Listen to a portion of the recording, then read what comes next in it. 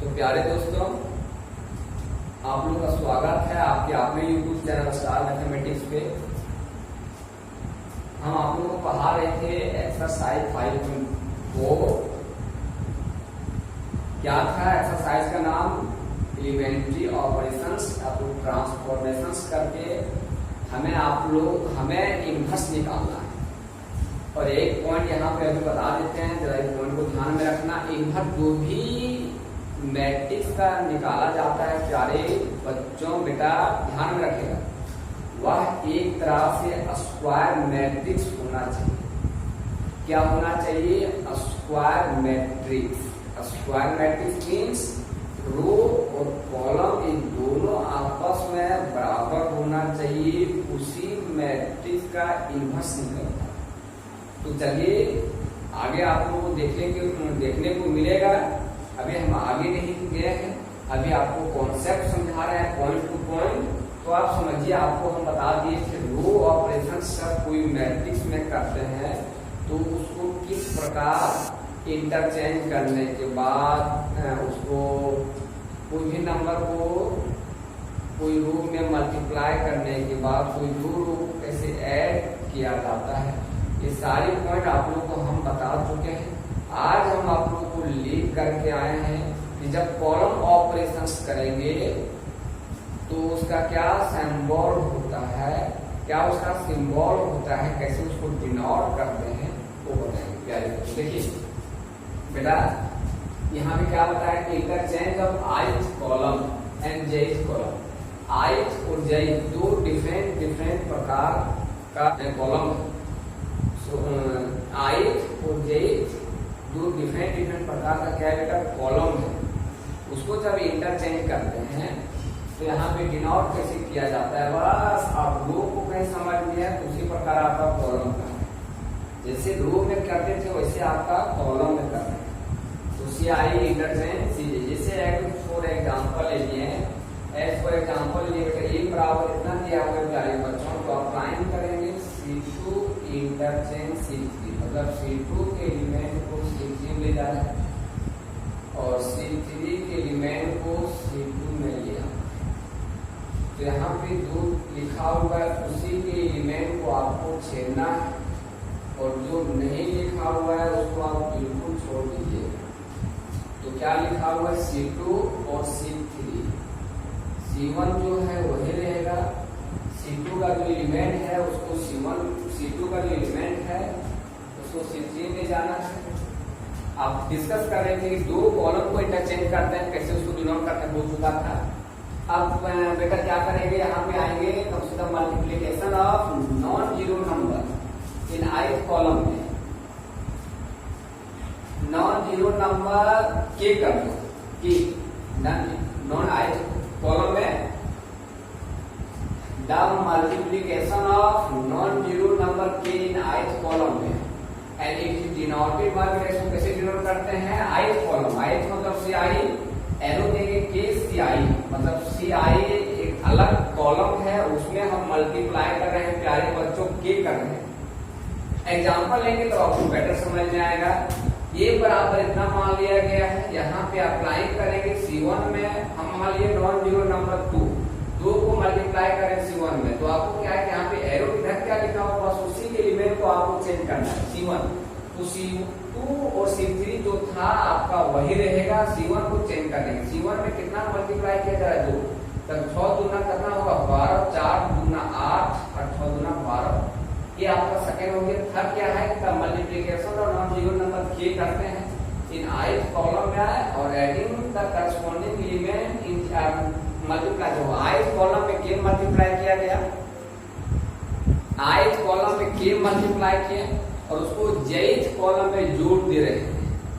तो उसको डिनोट क्या कर रहे हैं? जोड़ किसमें रहे हैं? ऐड किसमें किया जा रहा है? jth में। तो यहाँ पे बेटा क्या लिखेंगे? एरो इधर CJ arrow CJ plus CI के गुना कर दिया गया है। इस पे एग्जांपल हम आपको रो में बता चुके हैं। तो ये आपका रो ऑपरेशंस और कॉलम ऑपरेशंस कहीं हम कोई सवाल में लगाएंगे, कोई प्रश्न में लगाएंगे बेटा, कैसे कैसे उसको हम कौन कौन सिंबल से डिनोट कर सकते हैं ये आपको बताएंगे। अब आगे आते हैं, देखिए चलिए प्यारे बच्चों, अब क्या है हेडिंग आपका बना हुआ है equivalent matrices and elementary matrix. यहाँ दो अलग अलग प्रकार के एप्लीकेशन आपको जानने को मिलेगा। वैसे ये ज्यादा उपयोग नहीं है, तो बस आपको ध्यान में रखना है। ध्यान में नहीं भी रखोगे तो फर्क पड़ने वाला नहीं है। देखो अब इक्विवेलेंट मैट्रिसेस क्या है, टू मैट्रिसेस। इसमें इक्विवेलेंट मैट्रिसेस में आपको दो मैट्रिक्स लेना है कि two matrices A and B are said to be equivalent matrices.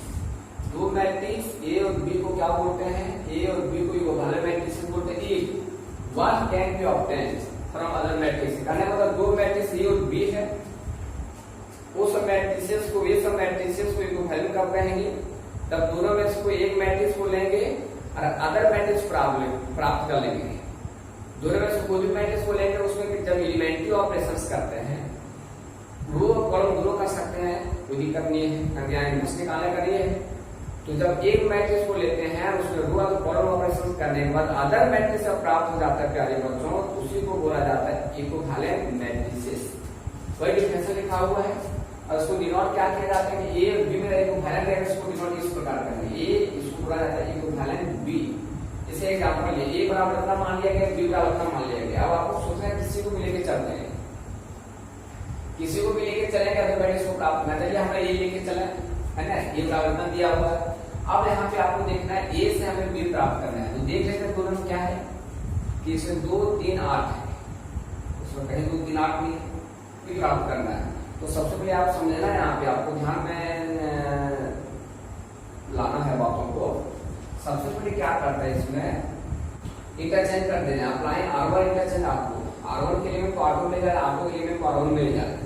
तो ये R1 है, ये R2 है, इसलिए वाला आपको ऊपर ऊपर में नीचे लिया ले आए। लाने के बाद आप देखिए इसमें क्या है, 2 3 8 2 3 8 2 3 मिल गया, 2 3 मिल गया, 1 2 मिल गया और 2 0 मिल गया। बस इसका नहीं मिला है, जिसमें क्या है कि 8 6 10। तो क्या करते हैं 8 6 10 कब आएगा, जब हम अप्लाई करेंगे C3 में 2 C3, मतलब C3 में आपको 2 मल्टीप्लाई कर देना है। और जब 2 मल्टीप्लाई करेंगे प्यारे बच्चों, तो यहाँ पे ओनली चेंज करेगा C3 के एलिमेंट को, ताकि पहले बता चुके हैं एरो तो इधर लिखते हैं, उसी के एलिमेंट को चेंज करते हैं। इक्विवेलेंट का साइन देंगे तो यहाँ पे C1 और C2 जो एलिमेंट है वही रह गया, C3 में 2 गुना कर रहे हैं तो 4 गुना 8 3 गुना 6 5 गुना 10, ये आपका B के बराबर आ गया। तो हेंस यहाँ क्या बोलेंगे, A and B are equivalent matrices. चलिए इसमें एक और एग्जांपल लेते हैं, एक और एग्जांपल देखिए, अच्छा रहेगा, ज्यादा समझ में आएगा।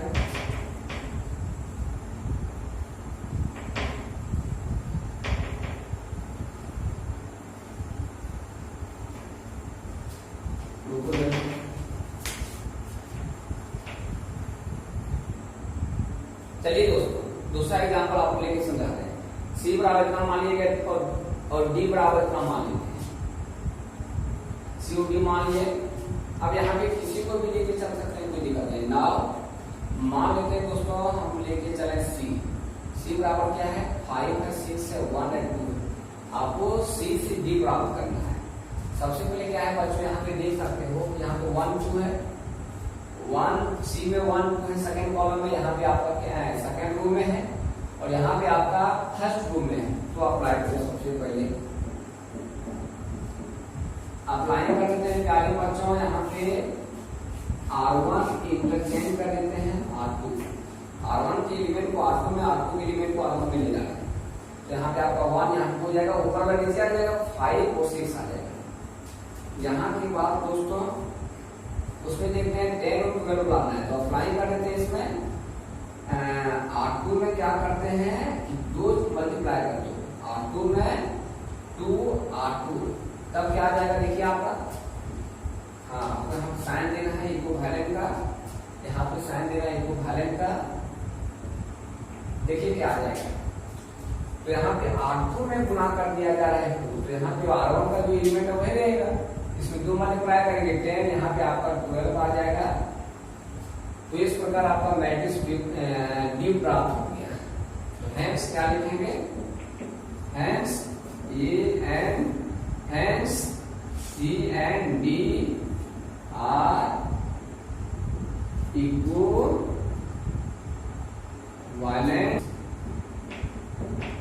चलिए नेक्स्ट देखिए,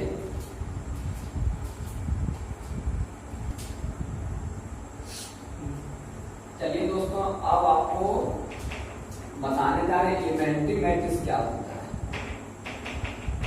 इसका डिफिनेशन आपका कहीं पूछा नहीं जाएगा, बहुत ध्यान में रखना है तो पता। एलिमेंट्री मैट्रिक्स, तो इसका डिफिनेशन क्या है कि एक मैट्रिक्स इज ऑब्टेन, एक मैट्रिक्स को प्राप्त करते हैं from, A matrix is obtain from ये यूनिट मैट्रिक्स। एक मैट्रिक्स को आपको प्राप्त करना है यूनिट मैट्रिक्स से, लेकिन इसमें और खासियत क्या है, बाय अप्लाइंग तो करते हैं, बाय अप्लाइंग ये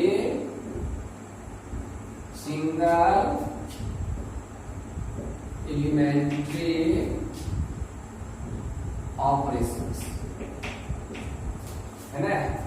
तो एक मैट्रिक्स को प्राप्त करते हैं यूनिट मैट्रिक्स से, एक मैट्रिक्स को प्राप्त करते हैं प्यारे बच्चों यूनिट मैट्रिक्स से, लेकिन जो मैट्रिक्स को प्राप्त करते हैं यूनिट मैट्रिक्स से उसमें अप्लाई करते हैं, बस एक बार आपको अप्लाई करना है सिंगल एलिमेंट्री ऑपरेशंस।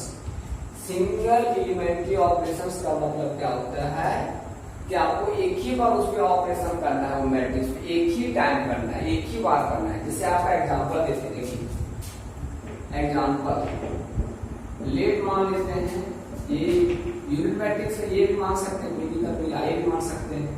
चलिए आइए ही मान लीजिए 1 0 0 1 2 ऑर्डर का है। तो प्यारे बच्चों आपका यहाँ पे अप्लाई करेंगे, सिंगल करना किसी में भी कर सकते हैं। चलिए R1 में 5 R1, यहाँ पे क्या हो जाएगा प्यारे बच्चों, R1 में 5 गुना करेंगे 5 0 0 1। ये देखिए यूनिट मैट्रिक्स से हट के आ गया, हमने इसको ये मान लिया। तो यहाँ पे क्या कहेंगे हियर, यहाँ ए इज कॉल्ड एलिमेंट्री मैट्रिक्स। ये क्या बोलेंगे प्यारे बच्चों, एलिमेंट्री मैट्रिक्स, कारण कि आई पे जो ऑपरेशन किया है एक ही टाइम किया गया है। तो इसमें का बहुत सारा एग्जांपल आप लोग ले सकते हो। चलिए आगे देखिए,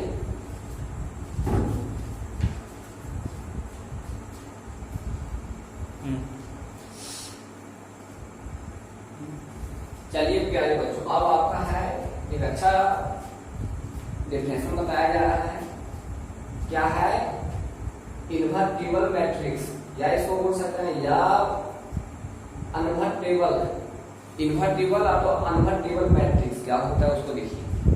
ये जो है दोस्त कुछ रिलेटेड है आपको इन्वर्स निकालने से, और कुछ चीजों को ध्यान में रखना है, कुछ बातों को ध्यान में रखना है। तो क्या इसका डेफिनेशन है कि एक स्क्वायर मैट्रिक्स को खोला जाता है, ये स्क्वायर मैट्रिक्स ये ऑफ ऑर्डर किसका, ऑर्डर कितना n, ये square matrix of order n is said to be invertible.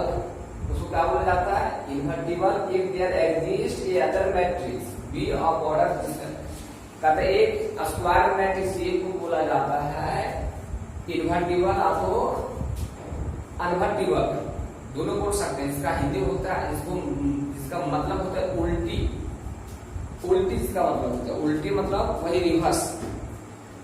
तो एक मैट्रिक्स ए को बोला जाता है invertible matrix if there exist a other matrix of same order. A का ऑर्डर n है, बी का भी ऑर्डर सेम होना चाहिए। दोनों को एग्जिस्ट का मतलब यहाँ पे क्या होता है कि दोनों को जब मल्टीप्लाई करेंगे तो एक यूनिट मैट्रिक्स आना चाहिए।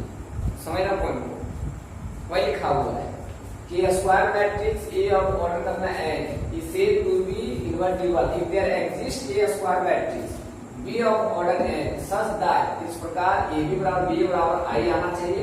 कहने मतलब ए और बी का ऑर्डर n है, तो आई जो आएगा गुना करने वाला वही ऑर्डर का आएगा, जहां आई मेरा यूनिट मैट्रिक्स है। तो here matrix B is called inverse of A, matrix B को इनवर्स ऑफ मैट्रिक्स ए बोलते हैं और इसको डिनोट किया जाता है and is denoted by A inverse.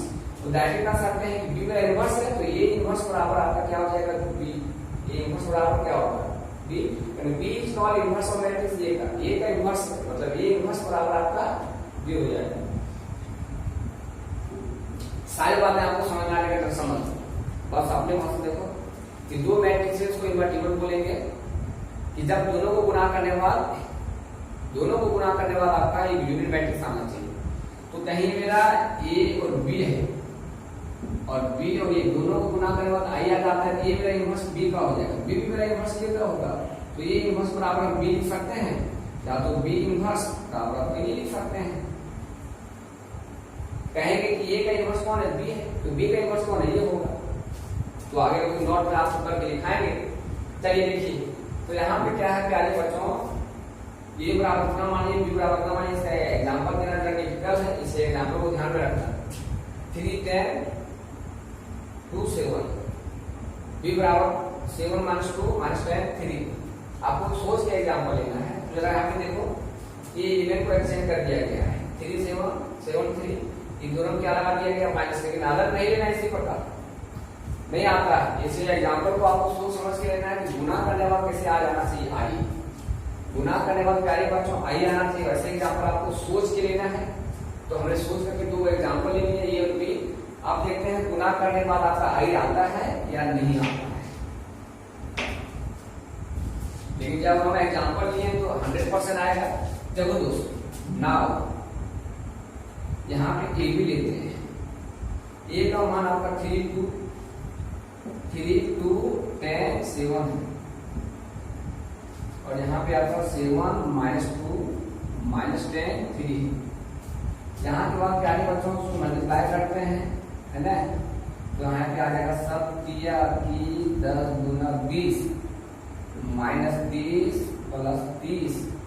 यहाँ पे आ जाएगा 7 गुना 14 - 14 -20 प्लस आपका 30। यहाँ के बाद दोस्तों देखिए, ये तो कट जा रहा है, तो आपका आ जाएगा 1 0 0 1।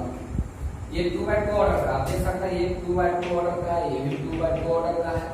तो जो यूनिट मैट्रिक्स आ गया आपका, ये भी 2/2 ऑर्डर का आ गया। 2/2 दो रो दो कॉलम है, तो ये आ गया मेरा। तो यहाँ पे किसके बराबर आ गया, तो ए बी के बराबर जब निकाले तो आपका I2 आ गया।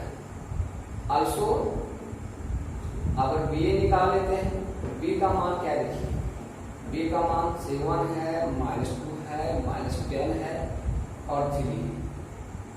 उसके बाद 3 2 10 7। चलिए इसको मल्टीप्लाई कर लेते हैं। 10 7 30, 10 गुना 20, ये हो जाएगा 7 को 10 से गुना 17 आएगा, माइनस आपका 17 हो जाएगा, -6 + 6 -20 + 21। यहाँ के बाद प्यारे बच्चों ये कट जाएगा नहीं, यहाँ पे आपका 21 है, ये आपका 20 है, जाएगा 1 बचेगा, ये कट जाएगा 0, ये 0 1। ये भी आपका I2 के बराबर आ गया है। एक किसके बराबर निकाल रहे हैं, तो ये निकाल रहे हैं BA के बराबर आपका I2 आ गया, जिसको हम लोग मान लेंगे इक्वेशन 2। चलिए इतना उतारिए आप।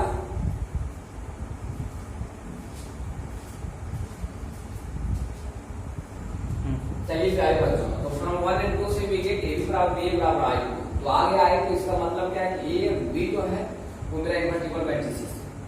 मतलब A का इनवर्स B का, B भी मेरा इनवर्स A का, वही लिखा हुआ है नोट में। A is inverse of B, then B is also inverse of A होगा, 10 कर सकते हैं। B इनवर्स बराबर A, तो A इनवर्स बराबर क्या होगा, B होगा।